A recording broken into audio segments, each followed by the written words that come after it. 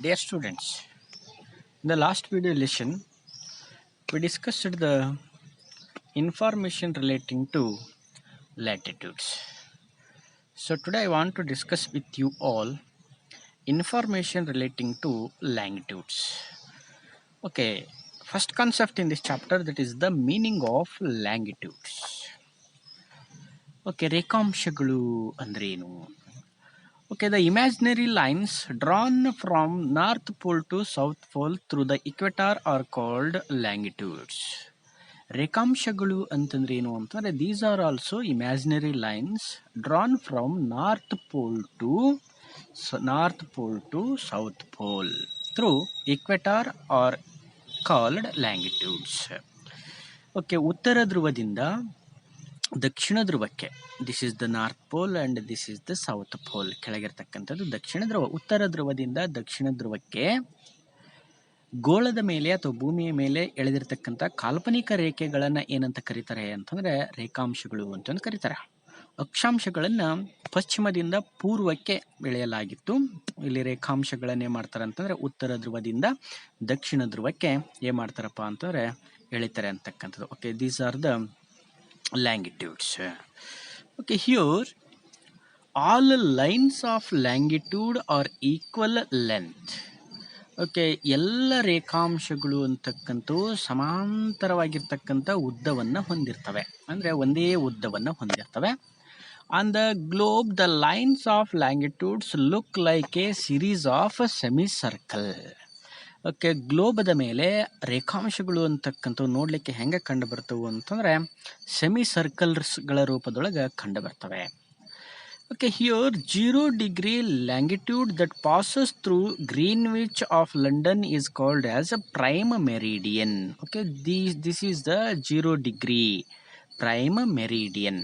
ಯಾವುದು 0 degree ಈ ಒಂದು ಪ್ರಧಾನ ರೇಖಾಂಶ ಅಂತಂದು ಕರಿತೀವಿ.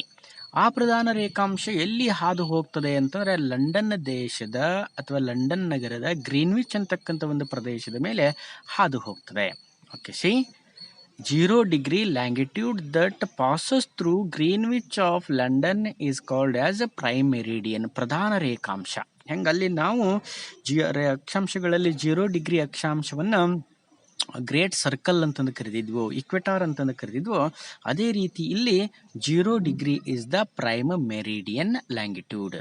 Okay, there are 180 longitudes to the east of Greenwich and 180 to the west. Okay, here see there are 180 longitudes to the east. ಇಲ್ಲಿಂದ 0 degree ಇಂದ ಪೂರ್ವಕ್ಕೆ ಎಷ್ಟು ರೇಖಾಂಶಗಳದವು ಅಂತಂದರೆ 180 ರೇಖಾಂಶಗಳದವು. ಅದೇ ರೀತಿ 0 degree ಗ್ರೀನ್ವಿಚ್ದಿಂದ ಪಶ್ಚಿಮಕ್ಕೆ ಎಷ್ಟು ರೇಖಾಂಶಗಳದವು ಅಂತಂದರೆ 180 ರೇಖಾಂಶಗಳು ಕಂಡು ಬರ್ತವೆ. Totally there are 360 longitudes. ಗ್ಲೋಬದ ಮೇಲೆ ಒಟ್ಟು 180 ಪ್ಲಸ್ 180 ಸೇರಿಸಿದ್ರೆ ಎಷ್ಟಾಗ್ತದಪ್ಪ? 360, 360 ರೇಖಾಂಶಗಳು ಕಂಡು ಬರ್ತವೆ. ಅರ್ಥ ಆಯ್ತು ಅಂತ ಅನ್ಕೊಂಡಿದ್ದೀನಿ. ಓಕೆ, ನೆಕ್ಸ್ಟ್,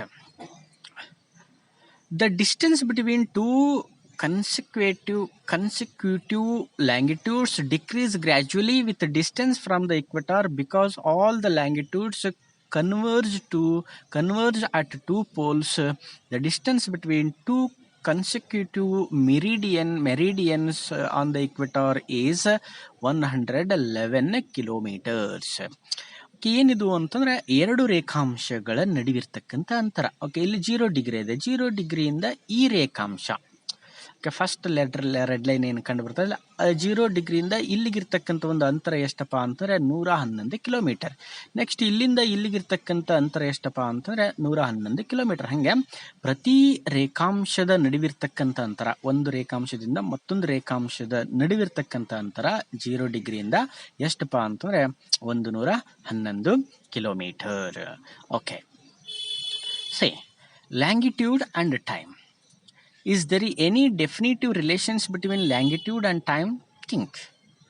Okay, here ರೇಖಾಂಶ ಮತ್ತು ಸಮಯದ ಮಧ್ಯೆ ಸಂಬಂಧ ಅಂತಕ್ಕಂಥದ್ದು ಇದೆ. ಓಕೆ, ಹಿಯರ್ ಹಾಗಾಗಿ ಈಗ ನಾವು ಲ್ಯಾಂಗಿಟ್ಯೂಡ್ ಅಂಡ್ ಟೈಮ್ ಬಗ್ಗೆ ಚರ್ಚೆ ಮಾಡೋಣ. The earth requires 24 hours to complete one rotation on its axis. This means to complete 360 longitudes, the earth takes 24 hours. ನಿಮ್ಮೆಲ್ಲರಿಗೆ ಗೊತ್ತಿದೆ ಒಂದು ದಿನಕ್ಕೆ ಎಷ್ಟು ಗಂಟೆಗಳಪ್ಪ ಒಂದು ದಿನಕ್ಕೆ ಅಂತಂದರೆ 24 ಅವರ್ಸ್. ಹಾಗಾದ್ರೆ ಯಾಕೆ 24 ಅವರ್ಸನ್ನು ನಾವು ಒಂದು ದಿನ ಅಂತಂದು ಪರಿಗಣನೆ ಮಾಡ್ತಿದ್ದೀವಿ ಅಂತಂದರೆ, ಭೂಮಿ ತನ್ನ ಅಕ್ಷದ ಮೇಲೆ ಒಂದು ಸುತ್ತು ತಿರುಗಲು, ಅಂದರೆ ಭೂಮಿಯ ಮೇಲೆ ಎಷ್ಟು ರೇಖಾಂಶಗಳದವು? 360 ರೇಖಾಂಶಗಳದವಲ್ಲ, ಆ 360 ರೇಖಾಂಶಗಳನ್ನು ತಿರುಗಲು ಭೂಮಿ ತೆಗೆದುಕೊಳ್ಳುವ ಗಂಟೆಗಳೆಷ್ಟು ಅಂತಂದರೆ 24 ಗಂಟೆಗಳು. ಹಾಗಾಗಿ ನಾವು ಒಂದು ದಿನಕ್ಕೆ 24 ಗಂಟೆಗಳು ಅಂತಂದು ಪರಿಗಣಿಸ್ತಾ ಇದ್ದೀವಿ. Therefore the time differences for every 1 degree of longitude is 4 minutes. ಪ್ರತಿ ಒಂದು ರೇಖಾಂಶ ದಾಟಿದ ನಂತರ ಮತ್ತೊಂದು ರೇಖಾಂಶವನ್ನು ನಾವು ಹೋಗ್ತಿದ್ದೀವಿ ಮತ್ತೊಂದು ರೇಖಾಂಶದ ಕಡೆಗೆ ಅಂತಂದರೆ ಟೈಮ್ ಗ್ಯಾಪ್ ಎಷ್ಟಿರ್ತದಪ್ಪ ಅಂತಂದರೆ ಒಂದು ರೇಖಾಂಶದಿಂದ ಮತ್ತೊಂದು ರೇಖಾಂಶಕ್ಕೆ 4 ಮಿನಿಟ್ಗಳು ಇರ್ತದೆ, 4 ನಿಮಿಷಗಳು ಇರ್ತದೆ. Okay, 1 hour are 60 minutes for every 15 longitudes. 1 hour are 60 minutes for every 15 longitudes. ಒಂದು ರೇಖಾಂಶದಿಂದ ಮತ್ತೊಂದು ರೇಖಾಂಶಕ್ಕೆ 4 ನಿಮಿಷಗಳ ಸಮಯ ಇರ್ತದೆ. 15 ಲ್ಯಾಂಗಿಟ್ಯೂಡ್ಸ್ಗಳನ್ನು ದಾಟಲು ತೆಗೆದುಕೊಳ್ಳುವ ಅವಧಿ ಎಷ್ಟು ಅಂತಂದರೆ 60 minutes, 60 ನಿಮಿಷಗಳು. 60 ನಿಮಿಷಗಳು ಅಂತಂದರೆ 1 hour. 1 hour are 60 minutes for every 15 longitudes. While travelling from west to east the time increase. EGA, east gain add. Okay, while traveling from west to east, the time is increases. Okay, ನಾವು ಭೂಮಿಯ ಮೇಲೆ ಪಶ್ಚಿಮದಿಂದ ಪೂರ್ವದ ಕಡೆಗೆ ಹೊರಟಿವಿ ಅಂತಂದರೆ ಸಮಯ ಅಂತಕ್ಕಂಥದ್ದು ಏನಾಗ್ತದಪ್ಪ ಅಂತಂದರೆ ಹೆಚ್ಚಾಗ್ತದೆ, ಇನ್ಕ್ರೀಸ್ ಆಗ್ತದೆ. While travelling from east to west the time decreases. WLS, west loss subtract. Okay, ನಾವು ಪೂರ್ವದಿಂದ ಪಶ್ಚಿಮದ ಕಡೆಗೆ ಪ್ರಯಾಣ ಮಾಡಕತ್ತೀವಿ ಅಂತಂದರೆ ಸಮಯ ಅಂತಕ್ಕಂಥದ್ದು ಏನಾಗ್ತದಪ್ಪ ಅಂತಂದರೆ 4 ನಿಮಿಷ ಕಡಿಮೆ ಆಗ್ತಾ ಹೋಗ್ತದೆ. ಓಕೆ, ಹಿಂಗೆ ನಾವು ಪಶ್ಚಿಮದಿಂದ ಪೂರ್ವದ ಕಡೆಗೆ ಹೋದರೆ ಸಮಯ ಹೆಚ್ಚಾಗ್ತದೆ, ಪೂರ್ವದಿಂದ ಪಶ್ಚಿಮದ ಕಡೆಗೆ ಹೊರಟ್ರೆ ಸಮಯ ಅಂತಕ್ಕಂಥದ್ದು ಕಡಿಮೆ ಆಗ್ತದೆ. Okay, longitude and time. ಪೂರ್ವದಿಂದ ಪಶ್ಚಿಮದ ಕಡೆಗೆ ಹೊರಟ್ರೆ ಸಮಯ ಏನಾಗ್ತದೆ? ಲೆಸ್ ಆಗ್ತದೆ. ಪಶ್ಚಿಮದಿಂದ ಪೂರ್ವದ ಕಡೆಗೆ ಹೊರಟರ ಸಮಯ ಅಂತಕ್ಕಂಥದ್ದು ಪ್ಲಸ್ ಆಗ್ತದೆ. This is the 0 degree longitude, prime meridian. Okay, ಅರ್ಥ ಆಯ್ತು ಅಂತ ಅಂದ್ಕೊಂಡಿದ್ದೀನಿ. Okay, next this is the world map. Observe this. Next, local time. Okay, ಸ್ಥಳೀಯ ವೇಳೆ. Okay, sun rays fall vertically on every longitude and all places situated on the longitude will have the same time, that is 12 noon. This is called local time. Okay, once again I will repeat. The sun rays fall vertically on every longitude and all places situated on the longitude will have the same time, that is 12 noon. This is called local time. ಸ್ಥಳೀಯ ವೇಳೆ ಅಂತಂದ್ರೆ ಏನು ಅಂತಂದರೆ, ಪ್ರತಿಯೊಂದು ರೇಖಾಂಶದ ಮೇಲಿನೂ ಸಹಿತ ಸೂರ್ಯನ ಕಿರಣಗಳು ಅಂತಕ್ಕಂಥವು ಏನಾಗಿರ್ತವೆ? ನೇರವಾಗಿ ಬೀಳ್ತವೆ. ಆ ನೇರವಾಗಿ ಪ್ರತಿಯೊಂದು ರೇಖಾಂಶದ ಮೇಲೆ ಬಿದ್ದಾಗ ಆ ರೇಖಾಂಶದಲ್ಲಿ ಬರುವ ಸ್ಥಳಗಳ ಪ್ರದೇಶಗಳ ಒಂದು ಸಮಯ ಎಷ್ಟಾಗಿರ್ತದಪ್ಪ ಅಂತಂದರೆ 12 ಗಂಟೆ ಆಗಿರ್ತದೆ. ಹಾಗಾಗಿ ಅದನ್ನ ಏನಂತ ಕರೀತಾರೆ ಅಂತಂದರೆ ಆ ಪ್ರದೇಶದ ಆ ಸ್ಥಳದ ಒಂದು ಸ್ಥಳೀಯ ವೇಳೆ ಅಂತಂದು ಕರೀತಾರೆ. The local time of a place is to be said on the basis of the longitude of that place. Okay, ಈಗ ಸ್ಥಳೀಯ ವೇಳೆಯನ್ನು ಯಾವುದರ ಆಧಾರದ ಮೇಲೆ ನಿರ್ಧಾರ ಮಾಡ್ತಾರೆ ಅಂತಂದರೆ ಆ ಪ್ರದೇಶದೊಳಗೆ ಹಾದು ಹೋಗಿರುವ ಒಂದು ರೇಖಾಂಶದ ಆಧಾರದ ಮೇಲೆ, ಲ್ಯಾಂಗಿಟ್ಯೂಡ್ದ ಆಧಾರದ ಮೇಲೆ ಆ ಪ್ರದೇಶದ ಸ್ಥಳೀಯ ವೇಳೆಯನ್ನು ನಿರ್ಧಾರ ಮಾಡ್ತಾರೆ. Okay, local time frame of reference. Okay, sunward, anti-sunward, drawn. Okay, ನೂನು ಇದ್ದಾಗ ಏನಾಗ್ತದೆ, day side, dusk, mid night, night side. Okay, ಪ್ರತಿಯೊಂದು ರೇಖಾಂಶದ ಮೇಲೆ ಸೂರ್ಯನ ಕಿರಣಗಳು ಅಂತಕ್ಕಂಥವು ನೋಡ್ರಿ, ಈ ಪ್ರದೇಶದ ಮೇಲೆ ಸೂರ್ಯನ ಕಿರಣಗಳು ಅಂತಕ್ಕಂಥವು ನೇರವಾಗಿ ಬಿದ್ದಿದ್ದರಿಂದ ಈ ಪ್ರದೇಶದಲ್ಲಿ ಬರುವ ರೇಖಾಂಶಗಳಲ್ಲಿ ಯಾವ ಪ್ರದೇಶಗಳದವಲ್ಲ ಅಲ್ಲೆಲ್ಲ ಏನಾಗಿರ್ತದೆ ಅಂತಂದ್ರೆ 12 ಗಂಟೆ ಆಗಿರ್ತದೆ. ದಿಸ್ ಈಸ್ ದ ಏನಪ್ಪಾ, ಈ ಪ್ರದೇಶಗಳು, ಈ ರೇಖಾಂಶಗಳಿರ್ತಕ್ಕಂಥ ಭೂಮಿಯ ಮೇಲಿರ್ತಕ್ಕಂಥ ಪ್ರದೇಶಗಳಲ್ಲಿ ಹಗಲಿರ್ತದೆ. ಅದಕ್ಕೆ ವಿರುದ್ಧವಾಗಿರ್ತಕ್ಕಂಥ ಭಾಗದಲ್ಲಿ ಏನಾಗಿರ್ತದೆ ಅಂತಂದ್ರೆ ಸೂರ್ಯನ ಕಿರಣಗಳು ಅಂತಕ್ಕಂಥದ್ದು ಬೀಳೋದಿಲ್ಲ. ಹಾಗಾಗಿ ಅದಕ್ಕೆ ವಿರುದ್ಧವಾಗಿರ್ತಕ್ಕಂಥ ರೇಖಾಂಶಗಳ ಪ್ರದೇಶಗಳಲ್ಲಿ ಏನಾಗಿರ್ತದೆ ಅಂತಂದ್ರೆ ಮಧ್ಯರಾತ್ರಿ ಅಂತಕ್ಕಂಥ ಇರ್ತದೆ. ಇಲ್ಲಿ 12 ಗಂಟೆ ಹಗಲಿರ್ತದೆ, ಇಲ್ಲಿ 12 ಗಂಟೆ ಮಧ್ಯರಾತ್ರಿ ಆಗಿರ್ತದೆ. ಅರ್ಥ ಆಯ್ತು ಅಂತ ಅನ್ಕೊಂಡಿದ್ದೇನೆ. Okay, local time. Every longitude has its own local time. ಪ್ರತಿಯೊಂದು ರೇಖಾಂಶಕ್ಕೂ ಸಹಿತ ತನ್ನದೇ ಆಗಿರ್ತಕ್ಕಂಥ ಸ್ಥಳೀಯ ವೇಳೆಗಳು ಅಂತಕ್ಕಂಥವು ಇರ್ತವೆ. Okay, here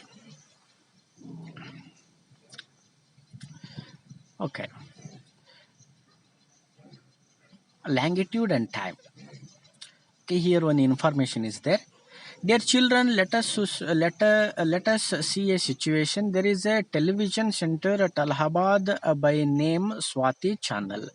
The channel makes an announcement saying tomorrow we telecast a new Hindi movie at 12 a.m.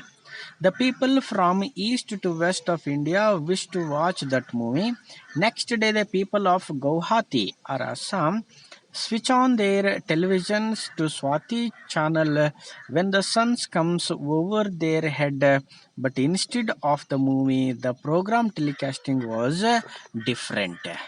Waiting after 1 hour, the movie begins. The people of Guwahati blame the channel for lying about the telecast time, either beginning the telecast of movie at 1 p.m. instead of 12 a.m. On the same day, either movie telecast day, the people of Allahabad, Uttar Pradesh switch on their television to Swati channel. When the sun comes over their head, the movie begins at right time. In the same way, the people of Kutch or Gujarat switch on their television to Swati channel when the sun comes over their head. But for their bad luck, of the movie is already over. So they too blame the channel, thinking that the channels is telecasting the movie before the announced time. Who is wrong here? The people of Assam or the people of Gujarat or the TV channel? Okay, ಇದನ್ನು ಓದಿದ ಹಾಗೆ ನಿಮಗೆ ಅರ್ಥ ಆಗಿದೆ ಅಂತ ಅನ್ಕೊಂಡಿದ್ದೀನಿ. Okay, ಈ ರೀತಿಯಾಗಿ ಏನಾಗ್ತಿದೆ ಅಂದರೆ ಸ್ಥಳೀಯ ವೇಳೆ ಅಂತಕ್ಕಂಥದ್ದು ಒಂದು ಪ್ರದೇಶದಿಂದ ಮತ್ತೊಂದು ಪ್ರದೇಶಕ್ಕೆ ಅಲ್ಲಿ ಆ ಪ್ರದೇಶಗಳ ಮೇಲೆ ಹಾದು ಹೋಗಿರುವ ಈ ಒಂದು ರೇಖಾಂಶಗಳ ಆಧಾರದ ಮೇಲೆ ಬದಲಾವಣೆ ಆಗ್ತಿರ್ತದೆ. Okay, next concept in this chapter, that is the standard time. ಪ್ರಮಾಣಿತ ವೇಳೆ. The time based on the central meridian of a country is followed by that whole country. It is called as the standard time. Okay, ಪ್ರಮಾಣಿತ ವೇಳೆ, ಒಂದು ದೇಶದ ಪ್ರಮಾಣಿತ ವೇಳೆ ಅಂದ್ರೇನು? What is the standard time of a country? Here the time based on the central meridian of a country is followed by that whole country. It is called as a standard time. ಒಂದು ದೇಶದೊಳಗ ನಿರ್ಧರಿತವಾಗಿರ್ತಕ್ಕಂಥ ಪ್ರಮಾಣಿತ ವೇಳೆಯನ್ನು ಅನುಸರಿಸ್ತಾರೆ. ಯಾವುದರ ಆಧಾರದ ಮೇಲೆ ಅಂತಾರೆ? ಆ ದೇಶದಲ್ಲಿ ಹಾದು ಹೋಗಿರುವ ಸೆಂಟ್ರಲ್ ಮೆರಿಡಿಯನದ ಆಧಾರದ ಮೇಲೆ, ಅಂದರೆ ಆ ದೇಶದಲ್ಲಿ ಹಾದು ಹೋಗಿರುವ ಪ್ರಮುಖ ರೇಖಾಂಶದ ಆಧಾರದ ಮೇಲೆ ಆ ಇಡೀ ದೇಶದೊಳಗೆ ಏನು ಮಾಡ್ತಾರಪ್ಪ ಅಂತಂದರೆ ಒಂದು ವೇಳೆಯನ್ನ ಎಲ್ಲರೂ ಅನುಸರಣೆ ಮಾಡ್ತಿರ್ತಾರೆ. ಅಂತಹದನ್ನ ಏನಂತ ಕರೀತಾರೆ ಅಂತಂದರೆ ಪ್ರಮಾಣಿತ ವೇಳೆ ಅಂತ ಕರೀತಾರೆ. ಅಂದರೆ ಭಾರತ ದೇಶದೊಳಗೆ ಯಾವ ರೇಖಾಂಶ ಅಂತಕ್ಕಂಥದ್ದು ಭಾರತದ ಪ್ರಮಾಣಿತ ವೇಳೆಯನ್ನು ನಿರ್ಧರಿಸ್ತದೆ ಅಂತಂದರೆ, here in India 82 degree east longitude is considered as the central meridian. ಭಾರತ ದೇಶದೊಳಗೆ 82.5 ಡಿಗ್ರಿ ಪೂರ್ವ ರೇಖಾಂಶವನ್ನು ಏನಂತ ಮಾಡಿದ್ದಾರೆ ಅಂತಂದರೆ ಕೇಂದ್ರೀಯ ರೇಖಾಂಶ ಅಂತಂದು ಪರಿಗಣನೆ ಮಾಡಿದ್ದಾರೆ. ಅದರ ಆಧಾರದ ಮೇಲೆ ಭಾರತ ದೇಶದೊಳಗೆ ಸಮಯವನ್ನು ನಿರ್ಧಾರ ಮಾಡಲಾಗ್ತದೆ. Okay, 82 east longitude passes through Allahabad of Uttar Pradesh. ನಿಮ್ಮ ಎಕ್ಸಾಮ್ ಒಳಗೆ ಕೇಳ್ತಾರೆ, this is the 82 east longitude ಗುರ್ತು ಮಾಡ್ಲಿಕ್ಕೆ ಕೇಳ್ತಾರೆ. 82 ಡಿಗ್ರಿ, 82.5 ಅಂತಾರೆ, 82.5 ಡಿಗ್ರಿ ಪೂರ್ವ ರೇಖಾಂಶ ಎಲ್ಲಿ ಹಾದು ಹೋಗ್ತದೆ ಅಂತಂದರೆ ಉತ್ತರ ಪ್ರದೇಶದ ಅಲಹಾಬಾದ್ ಅಂತಕ್ಕಂಥ ಒಂದು ಪ್ರದೇಶದ ಮೇಲೆ ಹಾದು ಹೋಗ್ತದೆ. It is 5 hours and 30 minutes ahead of GMT. GMT ಅಂತಂದರೆ ಗ್ರೀನ್ವಿಚ್ ಮೆರಿಡಿಯನ್ ಟೈಮ್. ಓಕೆ, ಇದು GMT ಗ್ರೀನ್ವಿಚ್ ಅಂದರೆ ಗ್ರೀನ್ವಿಚ್ ವೇಳೆಗಿಂತ ನಮ್ಮ ದೇಶದಲ್ಲಿ ಹಾದು ಹೋಗಿರುವ ಈ ರೇಖಾಂಶದ ಆಧಾರದ ಮೇಲೆ ನಮ್ಮ ಸಮಯ ಅಂತಕ್ಕಂಥದ್ದು ಎಷ್ಟು ಗಂಟೆ ಮುಂದಿದೆ ಅಂತಾರೆ 5 ಗಂಟೆ 30 ತಾಸು 5 ಗಂಟೆ 30 ನಿಮಿಷ ಅಂತಕ್ಕಂಥದ್ದು ಮುಂದಿದೆ. ಓಕೆ, ಸಿ ಸ್ಟ್ಯಾಂಡರ್ಡ್ ಟೈಮ್ ಭಾರತದೊಳಗೆ ಹಾದು ಹೋಗಿರ್ತಕ್ಕಂಥ ಏನು ಈ ಒಂದು ರೇಖಾಂಶ ಅಂತಕ್ಕಂಥದ್ದು. This is the greenish meridian, ಲಂಡನ್ದ greenish ಅಂತಕ್ಕಂಥ ಪ್ರದೇಶದ ಮೇಲೆ ಹಾದು ಹೋಗಿದೆ. ನಾವು ಆಗಲೇ ನೋಡಿದ್ವಿ, ಪಶ್ಚಿಮದಿಂದ ಪೂರ್ವಕ್ಕೆ ಹೊರಟ್ವಿ ಅಂತಂದ್ರೆ ಪ್ಲಸ್ ಮಾಡ್ಕೊಳ್ತಾ ಹೋಗ್ಬೇಕು ಅಂತಂದು ಹೇಳಿದ್ವಲ್ಲ. ಹಾಗಾಗಿ ಇಲ್ಲಿಂದ ಇಲ್ಲಿಗೆ ಭಾರತ ದೇಶಕ್ಕೆ ಬಂದಾಗ ಇಲ್ಲಿಂದ ಇಲ್ಲಿಗೆ ಎಷ್ಟು ತಾಸು ಮುಂದೆ ಇರ್ತದೆ ಸಮಯ ಅಂತಕ್ಕಂಥದ್ದು ಅಂತಂದ್ರೆ 5 ಗಂಟೆ 30 ನಿಮಿಷ ಮುಂದೆ ಇರ್ತದೆ. ಓಕೆ, ಅರ್ಥ ಆಯ್ತಾ ಅಂತ ಅನ್ಕೊಂಡಿದ್ದೀನಿ. Okay, then longitude and time zone, ವೇಳಾವಲಯಗಳು. In certain countries, the longitudinal extent is so large that they have more than 45 ಲ್ಯಾಂಗಿಟ್ಯೂಡ್ಸ್. ಕೆಲವು ದೊಡ್ಡ ರಾಷ್ಟ್ರಗಳಲ್ಲಿ, ನಮ್ದಂತೂ ಒಂದು ಸಣ್ಣ ರಾಷ್ಟ್ರ, ಹಾಗಾಗಿ ನಮ್ಮ ರಾಷ್ಟ್ರದೊಳಗೆ ಒಂದು ರೇಖಾಂಶವನ್ನು ಪ್ರಧಾನ ರೇಖಾಂಶ ಅಂತಂದು ಅದರ ಆಧಾರದ ಮೇಲೆ ವೇಳೆಯನ್ನು ನಿರ್ಧರಿಸ್ತೀವಿ. ಕೆಲವು ದೊಡ್ಡ ದೊಡ್ಡ ರಾಷ್ಟ್ರಗಳಲ್ಲಿ ಸುಮಾರು 45ಕ್ಕಿಂತ ಹೆಚ್ಚು ರೇಖಾಂಶಗಳು ಹಾದು ಹೋಗಿರ್ತವೆ. ಹಂಗಾರೆ ಅಲ್ಲಿ ಏನು ಮಾಡಿರ್ತಾರೆ ಅನ್ನೋದನ್ನು ನೋಡೋಣ. There is often a difference of 3 to 4 hours time between one part and other part. ಅಂತ ದೊಡ್ಡ ದೊಡ್ಡ ರಾಷ್ಟ್ರಗಳಲ್ಲಿ ಒಂದು ಪ್ರದೇಶದಿಂದ ಮತ್ತೊಂದು ಪ್ರದೇಶಕ್ಕೆ ವೇಳೆಯಲ್ಲಿ ಎಷ್ಟು ವ್ಯತ್ಯಾಸ ಇರ್ತದೆ ಅಂತಂದ್ರೆ 3 ರಿಂದ 4 ತಾಸುಗಳ ವೇಳೆಯಲ್ಲಿ ವ್ಯತ್ಯಾಸ ಅಂತಕ್ಕಂಥದ್ದು. Such countries cannot follow A single time. ಹಿಂಗೆ 45ಕ್ಕಿಂತ ಹೆಚ್ಚು ರೇಖಾಂಶಗಳು ಹಾದು ಹೋಗಿರೋ ಪ್ರದೇಶಗಳಲ್ಲಿ ಅಥವಾ ದೇಶಗಳಲ್ಲಿ ಇಡೀ ದೇಶದ ತುಂಬ ಒಂದೇ ರೀತಿಯ ವೇಳೆಯನ್ನು ಏನು ಮಾಡೋದಿಲ್ಲ ಅಂತಂದ್ರೆ ಅನುಸರಿಸೋದಿಲ್ಲ. ಯಾಕೆ? ಹಲವಾರು ರೇಖಾಂಶಗಳು ಅಂತಕ್ಕಂಥ ಆ ಒಂದು ಪ್ರದೇಶಗಳ ಮೇಲೆ ಹಾದು ಹೋಗಿರ್ತವೆ. Okay, so the whole country is divided into time zones. ಹಾಗಾಗಿ ಅಂತಹ ದೇಶಗಳನ್ನು ಹಲವಾರು ವೇಳಾವಲಯಗಳಲ್ಲಿ ವಿಂಗಡಣೆ ಮಾಡಿರ್ತಾರೆ. For example, Russia has 11 time zones. ರಷ್ಯಾದೊಳಗೆ 11 ವೇಳಾವಲಯಗಳು. ಅಂದರೆ ರಷ್ಯಾ ದೊಡ್ಡ ರಾಷ್ಟ್ರ, ಹಾಗಾಗಿ ಅಲ್ಲಿ ಬಹಳಷ್ಟು ರೇಖಾಂಶಗಳು ಹಾದು ಹೋಗಿರೋದ್ರಿಂದ ಅಲ್ಲಿ 11 ವಲಯಗಳು, ಅಂದರೆ 11 ಪ್ರದೇಶಗಳಲ್ಲಿ ಸಹಿತ ಏನಾಗಿರ್ತದೆ ಅಂತಂದ್ರೆ ಬೇರೆ ಬೇರೆ ತೆರನಾಗಿರ್ತಕ್ಕಂಥ ವೇಳೆ ಅಂತಕ್ಕಂಥದ್ದು ಆ ರಾಷ್ಟ್ರದೊಳಗೆ ಆಗಿರ್ತದೆ. USA and Canada have 5 time zones and Australia has 3 time zones. USA ಮತ್ತು ಕೆನಡಾದೊಳಗೆ 5 ವೇಳಾವಲಯಗಳು, ಆಸ್ಟ್ರೇಲಿಯಾದೊಳಗೆ 3 ವೇಳಾವಲಯಗಳು ಅಂತಕ್ಕಂಥವು ಕಂಡು ಬರ್ತವೆ. Okay, so the whole country is divided into time zones. For example, Russia has 11 time zones, USA and Canada have 5 time zones, and Australia has 3 time zones. See, do you know about a place like this? From where you start your journey on 20th of a month and reach it one day before either of 19th of the same month. Okay, ಇದೊಂದು ಚಟುವಟಿಕೆ. ಅದೇ ನಾವು ಸಮಯ ಹೆಂಗೆ ಬೇರೆ ಬೇರೆ ಆಗ್ತದೆ ಅನ್ನೋದ್ರ ಬಗ್ಗೆ.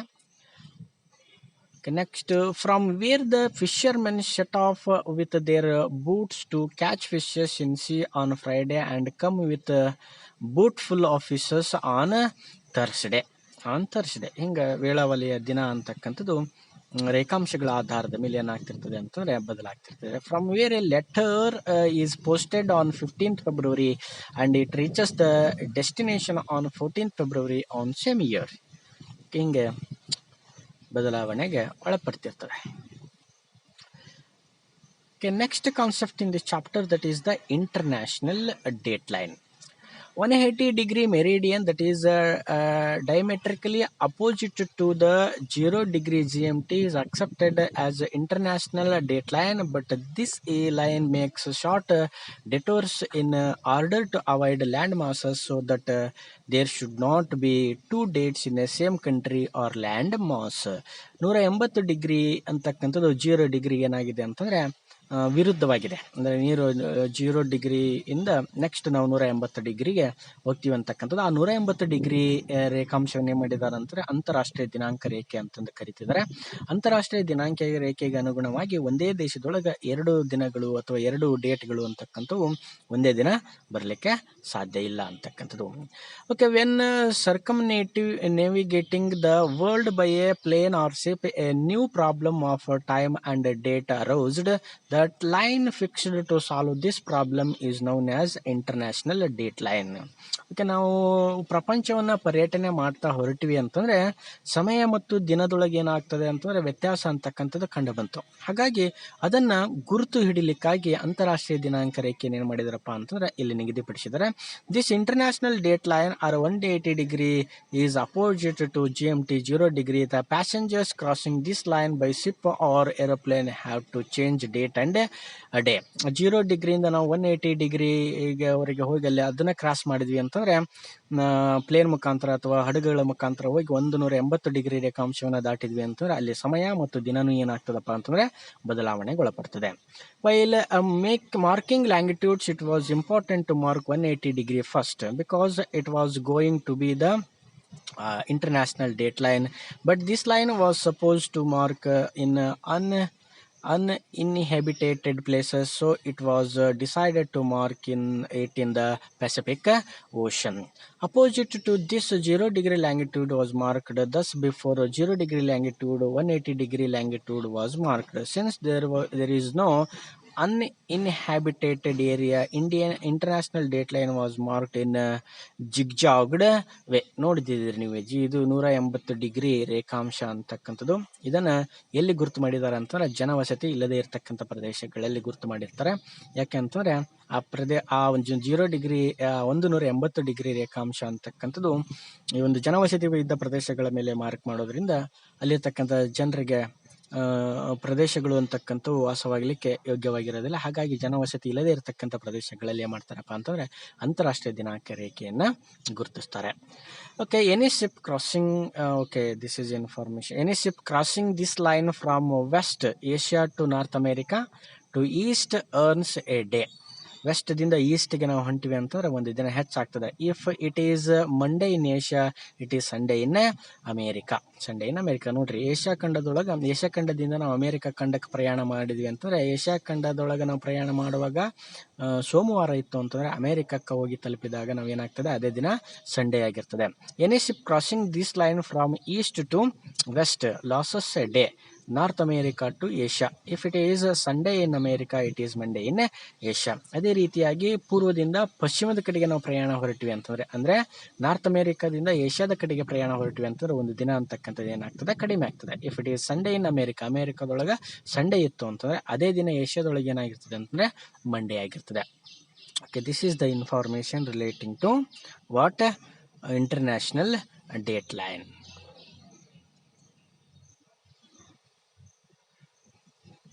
Okay, this is only information to you all. Read this one.